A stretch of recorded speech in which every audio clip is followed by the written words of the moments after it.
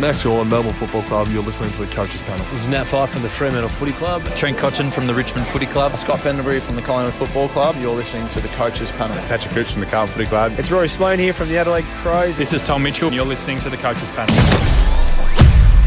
Can you believe it? There's just 3 weeks left to go in your fantasy football season.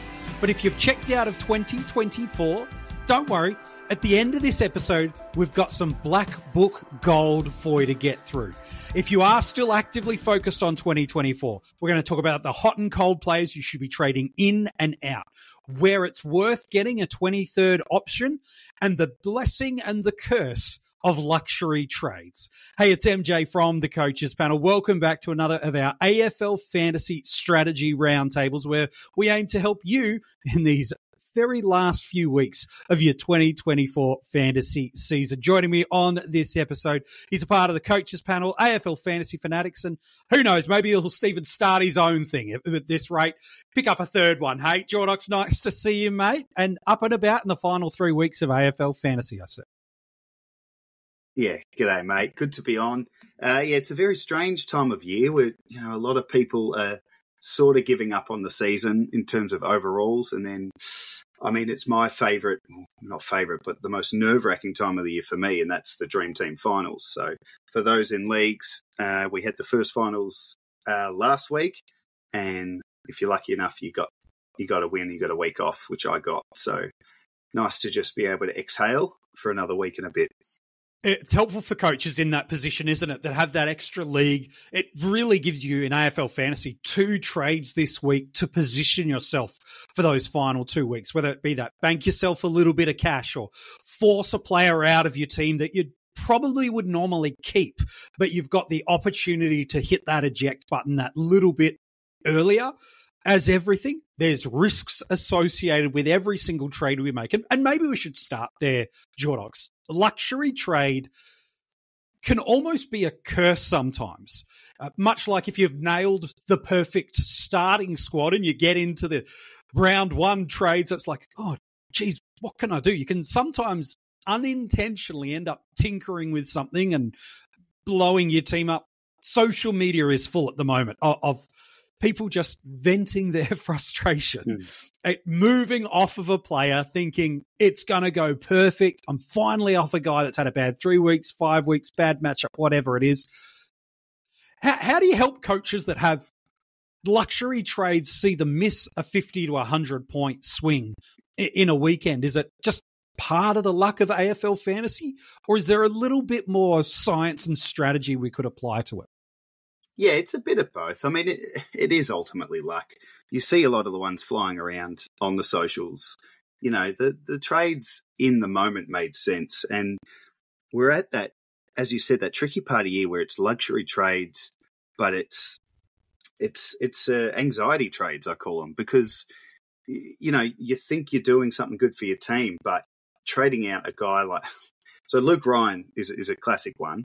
And I guess my experience with that could be, it's been very common for those that trade him out. But all the reasons you traded that player out are still there. 1 week doesn't change the reason you did that. It hurts because you see you've cost yourself some points. But, someone like a Luke Ryan could very well just go back to another 60 this week, and you'll be glad to have traded him. Sometimes the trades we made, we don't feel or get the fruits of them until a week or 2 down the track. Yeah. And this has been a really hard year to pick these, I think, for a couple of reasons. One, I feel like our teams have come together quicker this year, whether that's from the strength of the cash cows, the overall skills of the community, thanks to all the podcasts and content that's out there. I feel like it's never been more competitive. And then the fact that, trends are great, but there's always anomalies. And, a couple of weeks ago, Treloar was coming off a big score and he was a real hot target, but he's playing Sydney in Sydney, so let's just avoid him. He comes out and has 40 touches. We're seeing it so often. So I guess the advice would be, don't be scared because one of your trades cost you points. Just if you were using the logic and part of your reasoning is sound and you backed yourself in, just go forth with it. Don't beat yourself up because, you might have cost yourself 20, 30 points this week just gone. Who knows? The next 3 weeks, you may have gained 100 points overall. Luke Ryan's that fascinating one too, because on paper, his form was putrid. We knew Pearce was out of the side, and those two things, whether it's causation or correlation, were meaning a significant scoring decline. But the matchup was really, really favourable for general defenders and intercepting defenders. And so then you're stuck with that dilemma that you've highlighted. Do I back in the fixture and hope that the scoring trend goes against form and fixture is rewarded? Or do I stay with form, ignore the fixture, and then as a result kind of move forward? And it's in those instances I kind of go, well, what's the lesser of two evils I'm happier to sit with? Am I happier to jump off a guy that form-wise has frustrated me and he gets the 110, he gets the 120, he gets the 130, and I lose 50 points? Am I happy with that output? Or am I happy to hold, bank the fixture, and then have the inverse of it, which is I continue on with the poor format and get what I'd presumed? For me, that kind of helps me make that determining factor is what it is, and then what's the output of who I'm getting into. You put those elements together, and that gives me that level of clarity to go, right, should I stay with form? Or should I let fixture be the leader when you're getting off an out-of-form player coming into an in-form fixture matchup? And really, that's what luxury trading is for us at this point of the year, isn't it? It's trying to get off guys that form or fixture say we should jump off, and we'll talk about some players that sit in that category in a moment, and then leapfrog into players that fixture probably indicates is good. And, an example of one not quite working was Noah Anderson. For many in the community, he was the must-get premium midfielder because he had 4 great matchups for inside mids, and he still went 90-odd, so I don't think he can be disappointed by it. And certainly if you put a captaincy on a Cherry or a Bontempelli, you weren't looking at that with the Friday night matchup, but we had 5 or 6 other options really pop for us over the weekend, so I don't think too many people were caught out. But that's that point that you're highlighting, isn't it? Is there fixtures, documentation, trends? We've got to factor all these things in, and then at the end of the day, there's just that element and elegant piece. I'll give you another example from the weekend. Not a lot of people still have Brodie Grundy, but I do. And he was on the chopping block for a Marshall or a Cherry this week. But they were playing Port Adelaide, who has Sweet, who's been quite a favourable matchup for most rucks. So yes. I thought, no, I'll hold Grundy one more. And then there was a late change. Peter Laddams came in. I mean, you just can't forecast that sort of stuff. So, and even with Laddams, I thought, no, Grundy will be fine. And it was an 84, pretty disappointing. So Grundy to Marshall would have given me 50 points. Instead, I did Ryan to Stewart, which cost me 15 points or 18 points. So, yeah, you roll it up and you're 70 points worse off. Yeah. But my reasoning was sound, and I backed myself with that. Correct. So it is what it is. Yeah, and I think that's ultimately the important thing is if your logic's flawed as a result, take the lesson, take the point hit, move forward into next week and ultimately into 2025, you take the learnings. But if your logic is sound, it holds that water test, okay, that's the things that kind of don't land your way. I think that's a really fair outcome. Let's talk about the 23rd option. I know we've labelled them the 23rd premium at some point in times. I've not been a huge fan of that tactic. It's a little more of a dream team or super coach prominent output. But I'm redefining it as the 23rd option, specifically in at the forward line. The reason being, it's the line that we've got the lowest threshold of scoring for someone to get to before we kind of go, you know what, I'm taking it. If you get a 95 in your backline, mids or rucks, doesn't matter who's that emergency option, you're just probably not taking it unless you're still for some bizarre reason running a rookie. You're just not taking it. Whereas in the forward line, man, even popping an 80 or an 85, you're going, geez, I might take hard to say no to that. And so I want to spend a little bit. It really is. So we know there's been the big 4 forwards 3 for the front half of the year, and then Caldwell has added himself to the Flanders, Heaney, and Zorko train. Then you've got a bunch of other names that sit in at F5. You could probably throw Simpkin into that mix, Dylan Moore into that mix as two of the more popular names. Jackson, up until last week, I think owners would have been relatively happy to still hold him to some element and degree. But F6 still continues to provide this option for us to look at looping scoring. And there's some players I want to throw out to you and get your thoughts on them. So you've got a couple of the rookies that have been mostly still performing close enough to an F6 option in Manor and Dowling. Dowling's probably topped out now, but Manor's still on his day going 80, even hit the ton. So he's sitting in there. Peatling is another one that is there. Now, there's a Cornelio test for the weekend, and when Cornelio is available, as well as a full scope of their midfield, Peatling's role suffers. Sometimes so does his selection.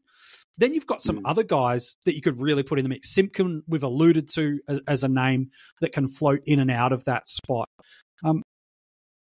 Philippou, I know some people jumped into last week off the back.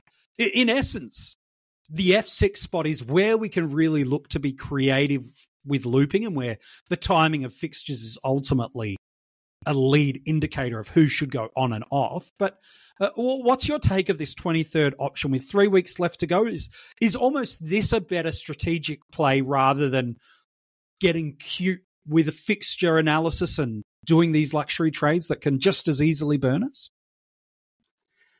I like it. You've got to be really switched on to pull it off. You've got to be across things on the weekend. If you're the sort of player who really does just like to set their team and forget over the weekend, that's fine. I don't think you can really compete at the top end playing the game that way with the subs and the rolling lockouts and etc. So you need to be across it. You need to know when everyone's playing and be prepared to do it.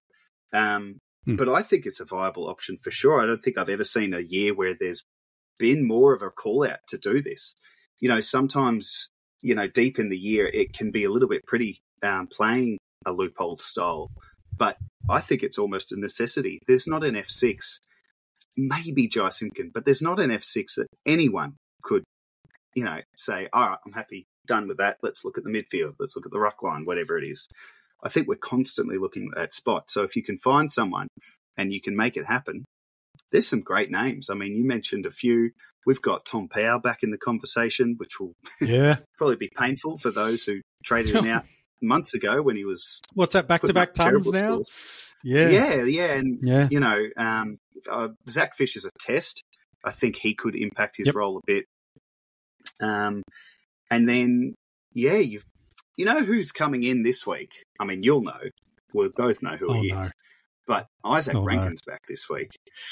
It would be a brave call to jump into him. But, geez, if you're looking for a guy, forget your F6, F7. If you're looking for, a legitimate F5, F6 to just put on the field and forget about it, the way he was playing before his suspension, he was the man. So, what is he, 779? It's pretty cheap. I wouldn't mind having a look at that. Plays the last game of the round, though. So make of that what you will. But again, that could be a really favourable selection. That's where you use fixtures to your advantage. You were talking about being switched on if you're playing the 23rd option. For some, for example, it might be you've got a Simpkin, Powell, or a Peatling. Well, they're playing at the same time this weekend. So that 23rd option's not in play for you this weekend. But if you're going for rankings or a league focus, it's a little harder in leagues to get full indication of what your opponent's doing because it's only once the traded in player is in do you really see the movement hit the league matchup. So it's harder to track as it can be towards other formats as much. But if you're behind and you're getting to Sunday and you're going, geez, I need a surge of points here. I need to find some separation of a player that could pop me a 110, 120, 130. And while it's more out of the ordinary scope of what Rankin can do, he's also that type of player.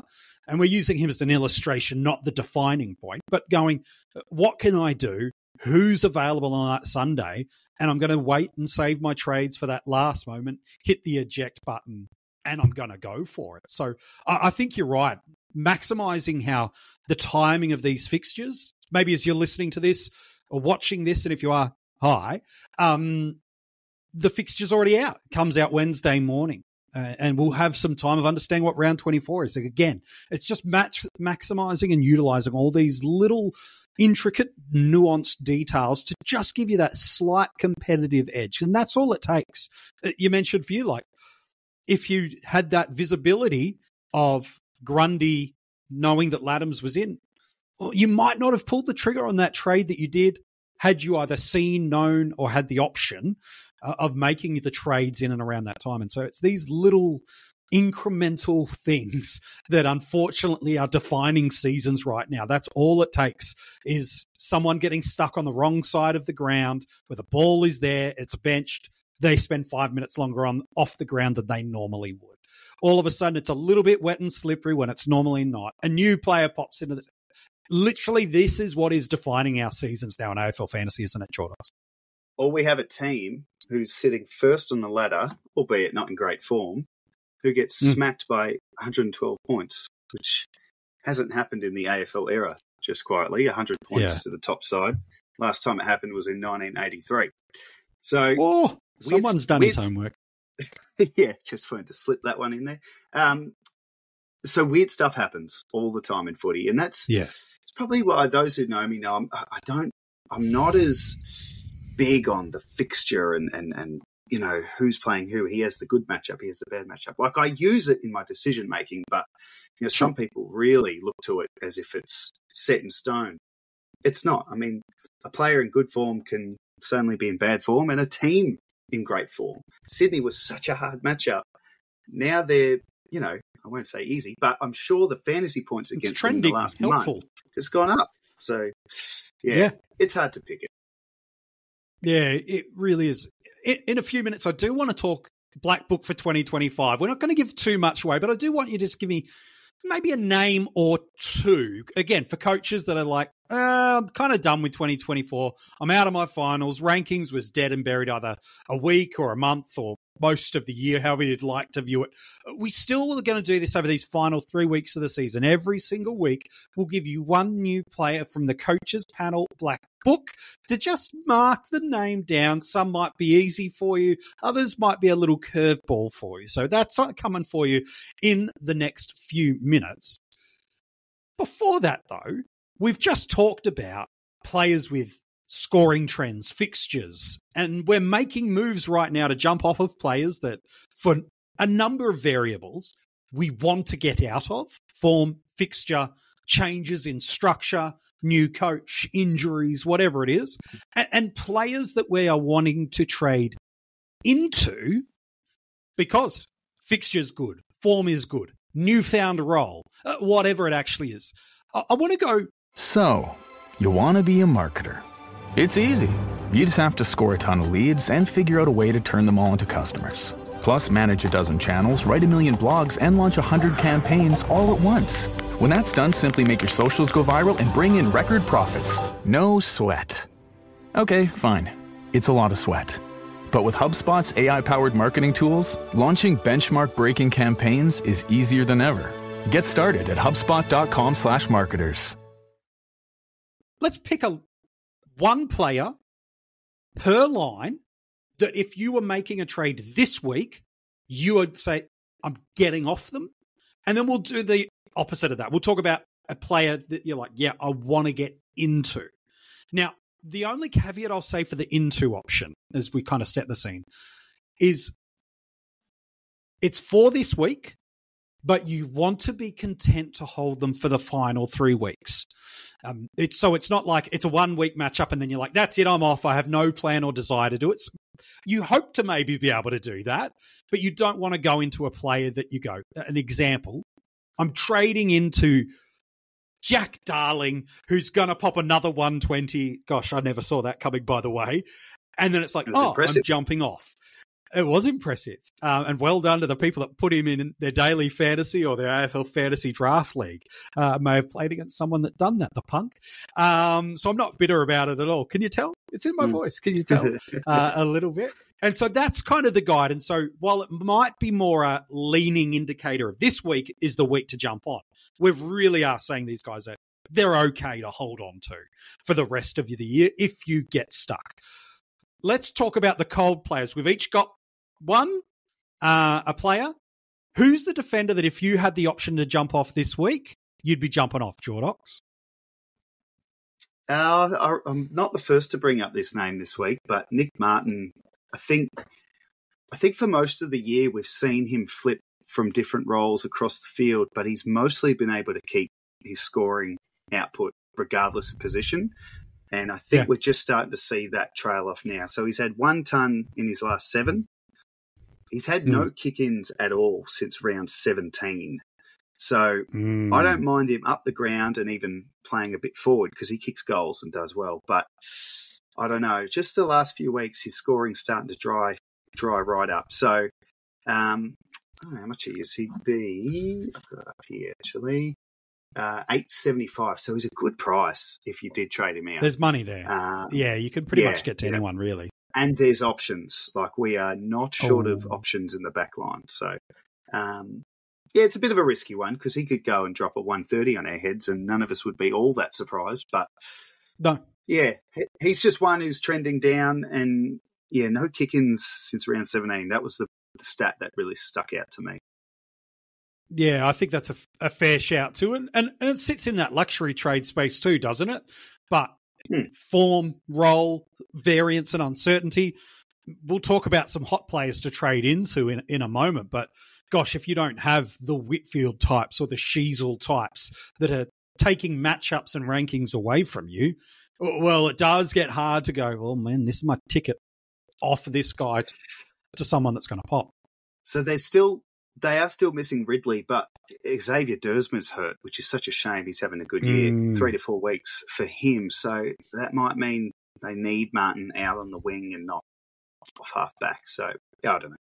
We'll wait and see. Yeah, it's tough. And Dersman scored okay off the wing for us too. So again, it's that tough spot with versatility while great in a football sense. From a fantasy perspective, well, we can see some high flux and deviation through there. If I was jumping off one defender this week, we've already mentioned his name. It's Luke Ryan. I'd happily trade out of Luke. I was on the side of the fixture would have given me, if I was the owner, confidence to hold. But it's very easy to say that objectively when you're not copying the 60s and 70s and 80s that he's been dishing up over the last 5 weeks, but still 21% owned. The reason I'd be jumping off Luke Ryan is he's got a horrible 3 matchups to come, like Geelong, GWS, Port Adelaide. For a player that sits in his position, these are not favourable matchups at all. I think it's the Bulldogs and West Coast. Defenders have worse runs than what Luke Ryan has. A bit different for the Freo inside mids, but for their defenders and interceptors, this is not a good time. And he's popped, what is it, 1 good score over the last 5 weeks or so, Luke Ryan. So I'd happily move off Luke if I had that option. Let's move into the midfield. Jordox, if you're moving off a midfielder this week, who is it and why? Well, this guy has the second best 5-round average for all mids, and I would still suggest trading him out. Spicy. I like it. Who is it? It's not that spicy. So Lockie Neal, he's been in great form. But he comes up against the Giants and Toby Bedford, who did a strangulation job on Will Day on the weekend. One of the best tags we've seen of the year. Day was on, I think he was on 8 at halftime. So yeah, single digits. I wasn't watching. It wasn't closely. Pretty. Yeah, no. And look, I'm sure there are other factors at play. But if we know one thing to be true about Lockie Neal, he can drop a 50 or a 60 when copping a tag. So I reckon this would be the week to jump off. Or, as is the flavour of the week, if you've got 23 primos, maybe you could loop Lockie Neal. Plays the first game. There's 2 first games, but he plays the first fixture on Saturday. So it's an early fixture. Maybe if you've got another mid or a defender or someone you can roll up, you could, loop Lockie this week. I love that take. Not too many people would have the courage to do that. The last 3, the last 5 would be the indicator.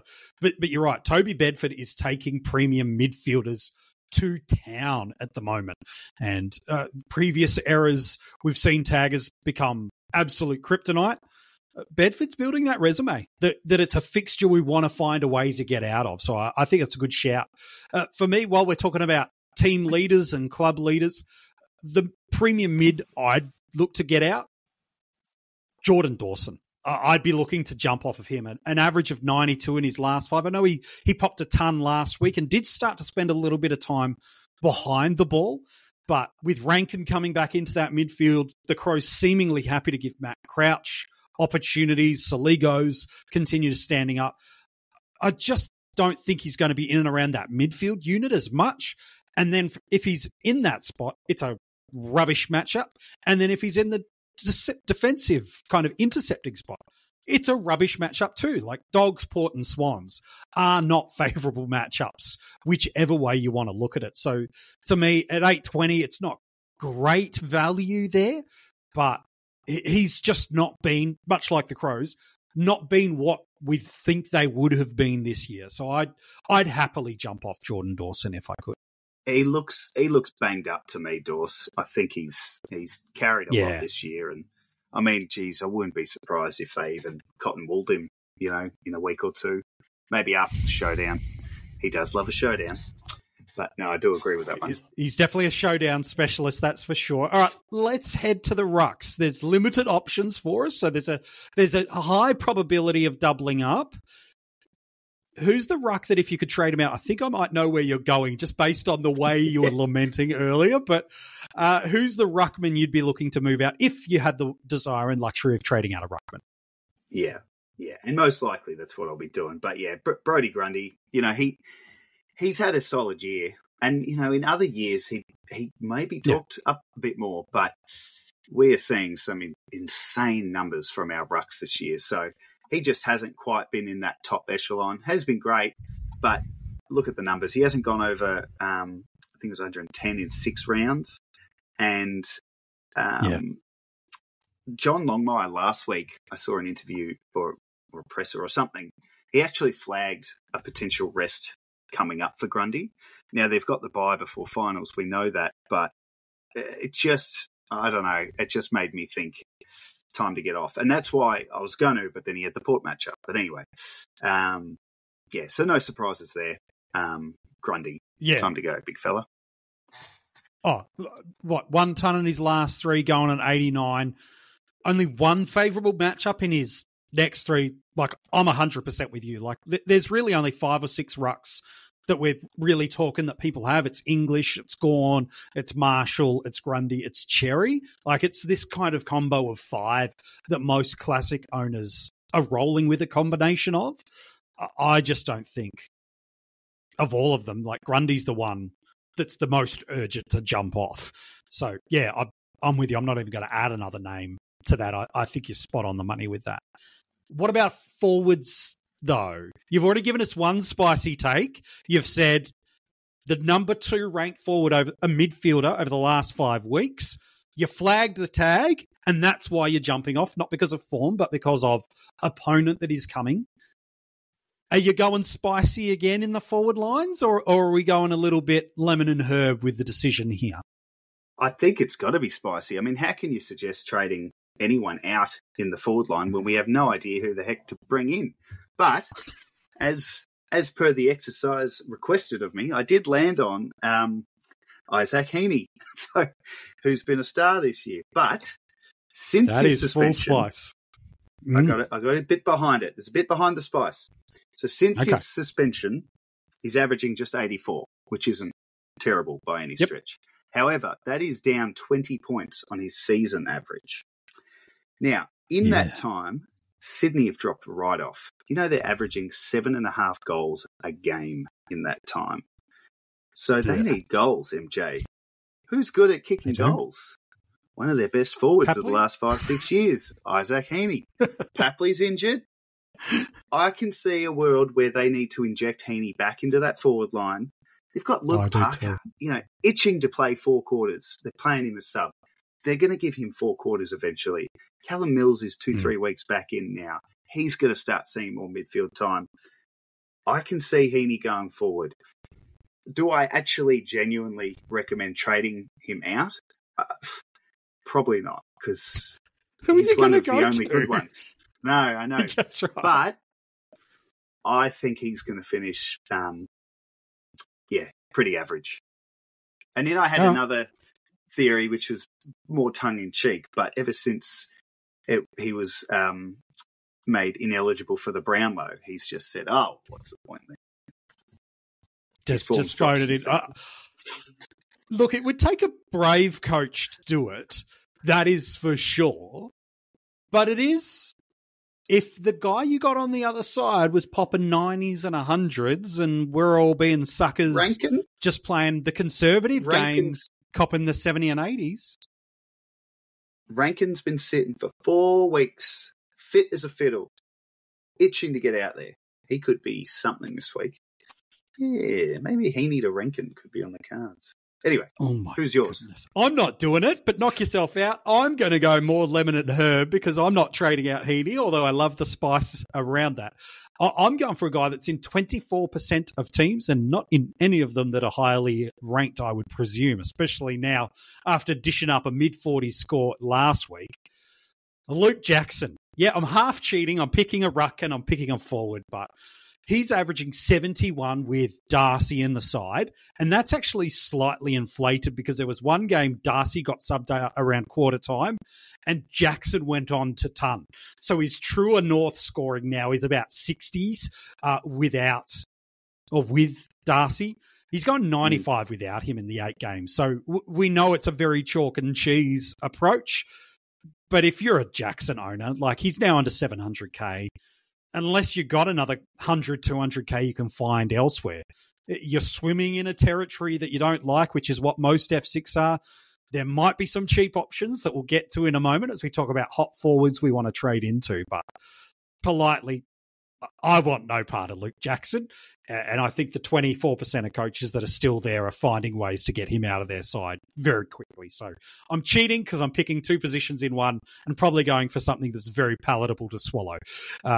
So nice and easy to balance out the spiciness you're giving us, Jordox. Well, let's go the other direction then, mate. Shall we? We've given 8 players, well, 7 actually, because we both went for Grundy. 7 players that we'd say if you could get off this guy this week, fixture, form, and a combination of variables would say now's a really good time. Let's go the opposite end. If you're trading into a player, these would be the players we would say, yes, we want in on them this week. Who's your defender? If you could trade into any defender this week, who are you going and why? I found someone who, it's not a surprising name, but the more I looked at this guy, the more I started to shift what my trades might be this week because I actually really want this guy now. Okay. So it's Jack Sinclair. 5 tons in his last 6. Excellent. Loves Marvel Stadium. 8 of his 10 games this year at Marvel are tons. One of the 2 where he missed the ton, 99. I wanted to just put that in and say it was a ton, but it's technically not. So 8 tons are 99 out of his 10 games this year at Marvel. He's kind of playing, I mean, I'm not watching Secure closely, but I feel like he's playing the Tom Stewart role where he's getting CBAs, but he's also getting kick-ins. And then coming back. And he's also possessing the ball with the +6s. It's really the perfect role. And Tom Stewart's doing a great job of it. And I think Jack Sinclair's even better at it because he's been doing it for longer and he gets to play at Marvel every week for the rest of the year. And I think he's under 900K. Yeah, I've certainly sold him to me. I'll be trying to find a way to get him this week. Geez, it's hard to ignore. Again, just based on ownership percentage in the sort of the top 1%, the top 100, Whitfield, Dacos, Sheasel are 3 highly popular prospects. So we've kind of, now that I've heard yours, I know we've all ventured away from them basically on the premise that, like we have with the Mega 4 forwards, in the same vein of chances are you've probably got them anyway. So we're trying to, well, not go unique for unique's sake, give you a name that if you are trading is something you're less likely to have. I like that you've gone and done something about a ground because that's what I've got with my defender too. What you want to get in the defensive line, it's almost like the defensive premiums have transported themselves to what we used to believe a midfield premium was over previous years, which is we felt like we could get the most bankable 120s. And for me, I'm giving you a guy who's had 2 140-plus scores this year. And the last 2 times this player has played at the MCG, he has scored those 140s. Guess where he's playing this week? He's playing at the MCG. Now, the opponent's not favourable, but the venue is. Talking about Nick Newman, 872K.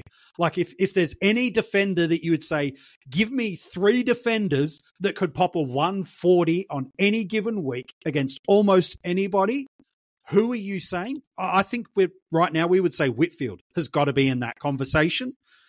It'd be a hard argument to say Sheasel's not a consideration for that. And while Dacos has been very, very good, those monster ceilings aren't there. Martin, you alluded to, the monster ceilings aren't there. I think Newman's right on that podium consideration, and Sinclair, to be fair, belongs in that conversation too. But to me, man, you want a ceiling guy that could pop your 140 and surge you over the top of that league or rankings focus. To me, yeah, the Hawks aren't great, but after that, by the way, Eagles and the Saints. So if you're happy to run a gauntlet and hope the venue's favourable, I like a bit of Nick Newman action this week. Let's head into the mids. Jordox, who's your mid? I feel like, I don't know if I'm getting spicy. I feel like you've spiced out on me here right now, but anything's possible. Who's the midfielder that you'd say, if I could get anyone, I'd be jumping on this bloke this week? Nah, it's pretty vanilla. It's Marcus Bontempelli. So, you know, he's pretty commonly owned anyway, and he's had a funny year. You know, if you've owned him, you would say he's had a disappointing year because there's been some lows. As someone who hasn't owned him in any comps, he's been terrifying because any given week he can just go bang, like he did on the weekend on 62 at quarter time. Are you kidding me? That is just absurd. Anyway, let's have a look at him. So I think personally he's chasing a Brownlow. I'm not suggesting that's his motivation. The Dogs are clearly charging for what would be a very unlikely premiership. I think most in the footy community would love to see Bont win a Brownlow. I think he's going to be bloody close, and he's got a few weeks to just clinch it. Now, his next 2 grounds, so grounds are sort of my theme at the moment. He goes Adelaide Oval Adelaide Oval into 2 games at Marvel. So Marvel, like the Saints, like Sinclair, he loves Marvel. He's averaging 111 at Marvel, and that includes a game which was so bad he scored a 53. So in that average was a 53. I tried to find a way to remove it to pad the stats, but he just had an off game. It wasn't an injury game. Now, he's played at Adelaide Oval twice this year. Once in Gather Round, where he scored 149, and then the other time against Port, where he scored a flat ton. So his next few weeks are looking very promising, and he's at 919K, so not a bad price. And anyone who could score 60 points in a quarter has got to be considered. So, yeah, I'm tipping Bont to have a really big finish. I like the Bont. Imagine what's possible when learning doesn't get in the way of life. At Capella University, our game-changing FlexPath learning format lets you set your own deadlines so you can learn at a time and pace that works for you. It's an education you can tailor to your schedule. That means you don't have to put your life on hold to pursue your professional goals. Instead, enjoy learning your way and earn your degree without missing a beat. A different future is closer than you think with Capella University. Learn more at capella.edu. Shout. At any given week, he feels like your safe C, doesn't he? And the beauty of him being a ride at the end of the round, you take that gauntlet run of a VC, and barring, I think, maybe 2 or 3 exceptions over the last 100 games, he's gone under 80. So he is as dependable as it comes for being at least a decent captaincy option, let alone, as you've mentioned, at any given moment, he could pop a 140 weekend, which he's done a number of times throughout this season. For me in the midfield, it's not quite vanilla, but it's close. Andrew Brayshaw for me at 930K. He's got an average of 114 over his last 3. This next 2 weeks is really pretty good. If I could get off by round 24, it absolutely would. But really, since the bye, he's in absolute ripping nick. And he comes up against Geelong this week, which is still such a favourable scoring matchup for us for inside mids and for a player of his capacity that can run, find space, get some easy marks, uncontested possessions, and turn them into just combinations of +3s to +6s to +5s, depending on what you need. So to me, Andy Brayshaw has been a bit roller coastery at starts of the season, and while he still drops the odd 80 or 90, I'm pretty confident against Geelong this week. He's gone 115 plus in my eyes, so I'd happily get on for this fixture this week. Let's look at the rucks. I think we could be probably talking about down to two options. Let's see if we've split the marbles here or if we've all loaded in on the one player. Who's the ruck you'd be trading into this week, Jordox, if you could? Oh, look, I really struggled to go past Cherry, but looking at the fixture, Rowan Marshall, he's got the Tigers, the Cats, and the Blues. So that's Nank, who just does his own thing and lets his opposition do the same. Geelong, who's just Stanley. Maybe they'll drop Stanley again and get De Koning back in. And then Carlton, who are without same outcome. De Koning and have, Pitnet, he's not too bad. But, it's hard to go past Marshall. All 3 games at Marvel. But I do think we need to mention Sherry. Well, who'd you go with?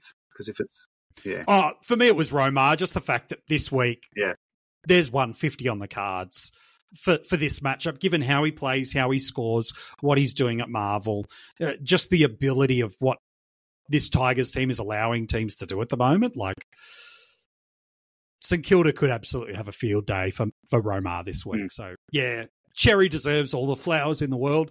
I'm going early. I'm dubbing him the MVP of 2024 based on scoring output, what you paid for at his price, and what he's delivered for you across the year, including some vice-captaincy and captaincy scores in a challenging part of the season, which he's done really over the last month.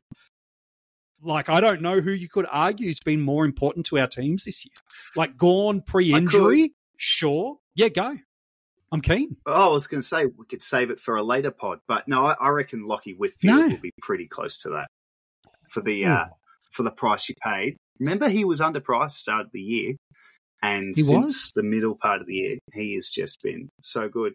And I guess why I kind of went to him is if you didn't have Cherry, but you had Marshall or Gawn, you'd kind of be in a similar spot. I can't think of another defender that's done what Whitfield's done, but take nothing away from Cherry. I think we are witnessing something pretty special here. I think he's going to be the best fantasy ruck for the next 6-7 years at least, and it starts next year. Or maybe it's even this year. Well, he could still catch Marshall. Yeah, he very well could. I was chatting with one of our fellow panelists, Kane, because what we do for our Patreons, and if you're not a Patreon yet, the details are in the description of this episode to become one. If you join, even at that cash cow tier of $2 a month during the off-season, in the months of October and November, we deliver to you a weekly episode where we look through the top 50 keeper prospects to go and own. We break them out into tiers. We put the players in those areas, and then we unpack why we've got them there. We've already had some stern discussions, me and Kane. He'll be back for that season. Don't you worry about that. About, putting a ruck ahead of Cherry in a keeper league, it's a hard case to mount. It's not insurmountable, but it is a hard case to mount to not say that Tristan Cherry is the top ruck prospect in a keeper league. And as you've mentioned, he could be it already for us in Classic for AFL Fantasy this year. So I think it's a fair shout. Maybe we will have a little bit more of a deeper dive on the MVPs a little bit later, because I'm still pretty bullish on Cherry. I think Whitfield's a decent shout. I think Zorko, if you started with him and there was a rarefied air, he would have put you right, hot in contention. Max Holmes has flown under the radar. I don't think he's at the same standard and level, but you got him as a mid-range sort of 700k mid. He's now turned to a high 90s averaging mid defender. So they're not up at Cherry numbers. Flanders, he's done the job. What's so interesting about every name, every candidate, Not a single pure mid. It has not been a year for the pure mids. It's not like they've all had 3 or 4 weeks where they've been really strong, but then they've all dished up multiple weeks in the 80s or below. So even Bontempelli, who we thought was bulletproof, he's still, you mentioned that 50, he's had the 80s. Goulden, who has been great value at times, and I still think has been a really good pick, has given us some underwhelming scores based on his capacity. Just ask Josh Dunkleonas last week. The ups and downs are there. Tom Green has delivered it. Rosie and Butters have dished up more than their fair share. Jordan Dawson. The one guy, I reckon, that you could crown as the mid of the year would be Treloar. His floor has been great, and he's only dropped under argument. 90 once or twice. Yeah. Anyway, we've got forwards to talk about. We do. Let's throw out that injury week, and it's okay. All right, forwards. Who's that? Can you tell I was going to trade into him that week? Not bitter. I'm okay. If you're trading into any forward this week, who have you got and why? I think I know where you're going on this. The artwork of this episode might give it a little bit away, but I think I know where you're going. And if it's not, I'll go and talk about him anyway. It's got to be Philippou for me. It does. Look, let's just have a look and talk about what this guy's done since he got the role change. So he had the role change. He's played 3 games in that role. He's averaging 102 in this new role. But look at who he did it against, MJ. The first week was against Sydney, so the Swans midfield, and that was his biggest score, and that was when they upset him. The next week was against Adelaide. Not too hard to score well against the Crows, but it was very wet, very dewy, very, very tough conditions. That goal he kicked from 50-60 out was incredible. And then last week, he did it in essentially a 100-point drubbing to the Lions midfield. So this is what he's doing in those matchups. Now he's got Richmond, Geelong, Carlton. We have only just scratched the surface of this kid. So I reckon he could be really good for the next few weeks. And the funny thing is, he's probably the cheapest of all the viable options. It's wild, isn't it? There's a really weird part to me that's hoping for some 80s. Just because I want him cheaper for next year. Look, he's already going to be great value for us next year. And I think he's going to maintain forward status. We'll talk about the Black Bookers in a second. But to me, I just go, just a couple more 80s. Just keep that average nice and under 70, please, Mateus. We'd really appreciate it for 2025. Those charging towards league and cash leagues or rankings are like, now. We want it now. MJ, the cheaper he is, the more commonly owned he'll be. I don't mind his average going up because then there'll be less starting with him next year. You want him in no man's land where he's kind of stuck in the 70 averages and people are umming and ahhing. I think given the forwards we might have, barring a few people changing teams next year, we might all be going for Mateus anyway, even if he lands in the 70s. I think that's a fair shout. I'm not going to cop out again. I've already done that now. On both rucks. So, because Philippou, I think, is right. I think if you already have the top 4 forwards, he's the guy. Simpkin, I don't mind, but are you really picking Jai over Philippou at that price point? Probably not. Let's go full just Hail Mary. Elijah Hollands is who I've got. I just think he could be something Elijah. He hasn't had any massive tons. I'm having allergic reactions for Jordox. If you're watching the video, you've seen exactly what he thinks about that decision. At all, just allergic to Carlton players. Just a space. Yeah, sure it was. To be fair, again, can you pick Hollands over Philippou? Absolutely not. But Eagles and Saints in the final too. Favourable matchups for wingers. Venues are there. They're going to be pushing hard to not just give themselves a chance at top 4, which they could, but to even hold a spot in the 8. Like, really, if they lose this week to Hawthorn, they are doing something that a month ago would have been laughed at, which is their finals chances are in jeopardy. They could become ninth for us again, which is just wild of what could happen. But if you're already a Philippou owner and you're like, nah, I need something spicy in my forward line, I don't mind what Elijah could do in the last 3 weeks for us. There's not a huge shown ceiling, but all it takes is Carlton to just control that ball out on one of those wings and flanks for him, and it could go okay. I'd pick Philippou, but I can't have that many cop-outs, so I had to pick another one. So, Elijah, come on down. Like it. Before we wrap up the episode, let's talk about a black booker. 2025, while for some coaches they're like, nah, MJ, Jordox, shut up. We've still got 3 weeks to go. That's okay. You can come back to this episode and check it out. Or for those that are just, they like fantasy content, but they don't really care about how their year's gone, just open up a little new note tab on your phone or wherever it is that you keep your little details for 2025. Is there a person or a player, there's probably 50 to be fair. Yes, I like the number 50. Who have you got? Just give us one black booker, someone that you'd go, just pencil him in, keep an eye on him. Variables could change, but who's on your black book for 2025? I'm going to give you two, even though you said give me one. But before I do, I think the black book idea is, I'll be honest, I've seen it before or I've heard people saying, oh, black book for next year. And I've kind of thought, what are you worrying about next year for? That's so far away.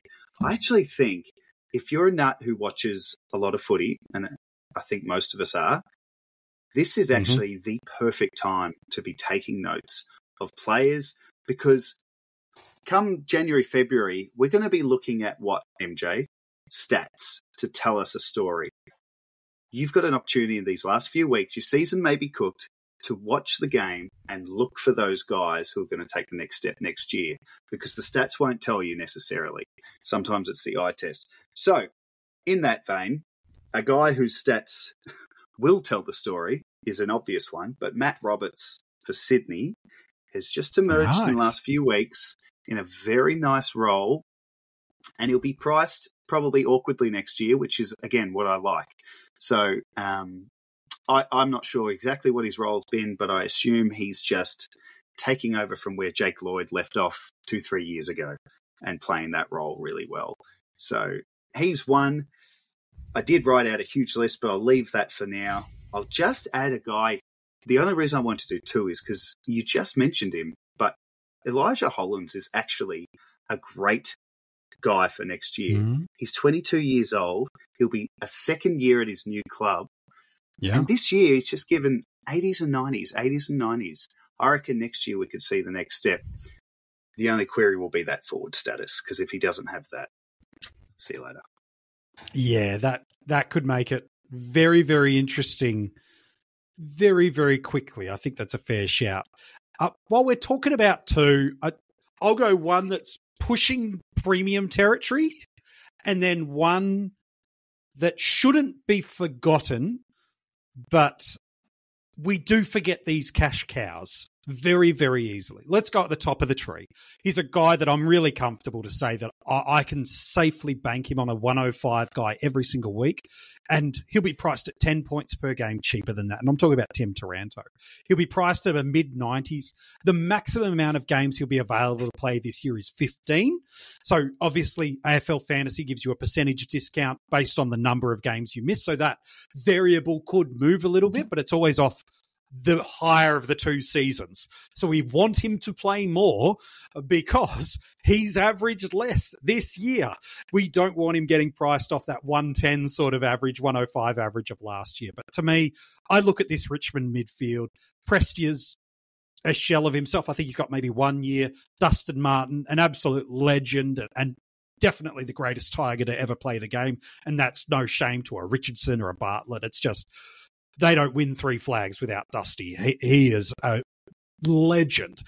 So I look at that midfield, and yeah, Hopper's solid, but Taranto's their guy. Yes, they're going to get an influx of kids through the draft, but to me, I think there's 10 points of value if he's priced in around that 95 sort of average, which he is right now.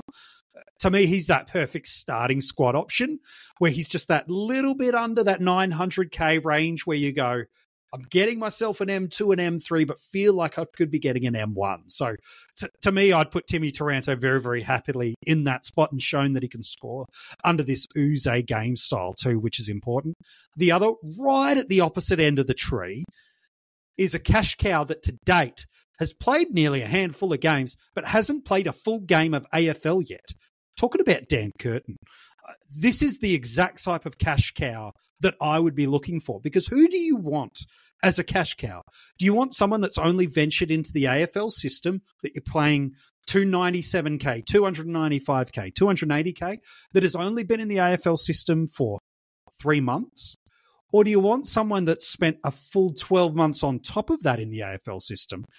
Unless he gets some full games and pops some big scores, he's going to be under 250K for us next year. And to me, I look at a Curtin, if he works on the things that he's meant to, there's still opportunities and spots in that Crows midfield and defensive line for him. So if he stays under 250K, which I think they're happy to keep him a sub, that puts him right in that sweet spot, bargain spot to me. So just mark Dan Curtin away at the opposite end of the train as a potential cash cow. I like getting the second-year cash cows that are cheap.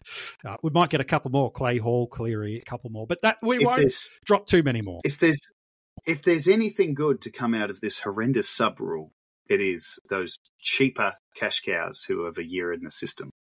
So I like it. It's in true. fact, I'll go as Let's far hope as we saying, don't have them next year.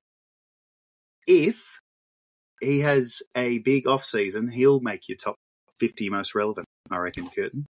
Ooh. I may have started just building a little document on that while we're working on the top 50 keeper prospects. I'm sure you would have. So just on that top 50 keeper, I know I've told you this off air, but the top 50 keeper, for anyone who plays keeper, that is a brilliant series. I love it. Look forward to it every year. So looking forward to seeing where you put the X-Man, because I reckon he's become a top 5 starting pick selection. So a tier 1 option. Okay. Absolutely. All right. Well, there you go. So if you play keepers, it's worth it. And even if it's not, obviously it supports the coaches panel, but it does give some early indicators of some players that myself and Kane are very, very strong on emerging for that coming season. So it's the players we think are the most valuable prospects to own for a keeper league, and we break them down generally into 8 tiers. Or we might maybe break the rules this year. We'll see how we go. But that series will drop for Patreons and Spotify subscribers only in October and November. September will be covered with footy finals. Then, of course, we start talking about the trade and the draft movements. Every player that is moving clubs in the trade and free agency, we do a video on our YouTube channel, so you can go and check that out. Then we hit the keeper ranks, and all of a sudden December, pretty much within the first week of December. I know it's crazy to think about in early August, but the positions land for a whole new season, and we do this whole crazy thing again. But before we get there, there's 3 important weeks to go. Hey, Jordox, we thank you for your time on this episode yet again. And where can people get in touch with you across social media if they haven't done so already? I'm on X at Jordox 2020. And also do yourself a favour and follow at AFL Subs on X as well. So we've set up an account that shoots out the subs and any late changes. And if you set notifications on, you don't even have to open up Twitter. It'll just buzz straight to your phone an hour before the game, so you can have some of your weekend back. Just a little bit, not too much, because we know if you want to be competitive this game, you can't have any weekends. No, it's true. And the good thing is they don't post anything other than that. And so literally you're not going to get bombarded with every other post that rolls. It's literally as the weekend is, that's all it is. And let's hope it is a resource and a service that has only 3 more weeks of service to us. I would love nothing more than to bury that service, not just for the time it takes you and the team behind it, but also it means we're done with the sub. That would be fantastic. If you haven't checked us out across any of the podcast platforms, you can go and check us out. Make sure you've subscribed, followed, and given a 5-star rating and review. Every single episode we do here has also got an accompanying video. So you can go and check it out. You can say hello. Subscribe if you haven't. And if you watch, Who are you trading into this week? Is it any of the hot players that we've alluded to? Maybe you're jumping off some of the cold options. Let us know in the comments section below. And you can join our Patreon supporter group, whether it be because you want to get that keeper rankings, you want to get some other exclusive podcasts and content and conversations that happen, or you just want to support the Coaches Panel. All the details for that and everything else you could possibly dream of from the Coaches Panel is in the description of this episode. Hey, thank you so much for watching and for listening. We wish you the best in these now 3 final weeks of your AFL fantasy season. Let's hope the trades you make, the luxury moves you make, all just fantastically land your way. Wouldn't that be nice for a change? And that your VC pops a monster early in the round so you're not stuck wondering who you dropped the C on a Sunday afternoon. Good luck from all of us here at the Coaches Panel. We wish you well, and we'll chat to you soon.